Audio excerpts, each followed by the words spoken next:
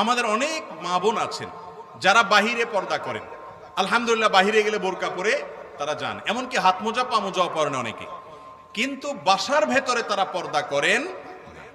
পর্দার দুইটা জায়গা, একটা হলো বাসার বাহিরে, একটা হলো বাসার ভেতরেও গায়ের মাহরাম পুরুষ থাকতে পারে, তাদের সাথেও পর্দা করা লাগে।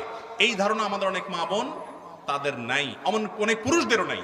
এবং এইটা না করার কারণে, যেটাকে খাস পর্দা বলা হয়, বাড়ির অভ্যন্তরে পর্দা বলা হয়, এই পর্দাটা না থাকার কারণে অনেক মহিলারা আছে 5 ওয়াক্ত নামাজি, বাহিরে বোরকা পরেন, সব ক্ষেত্রে তার ঠিক আছে।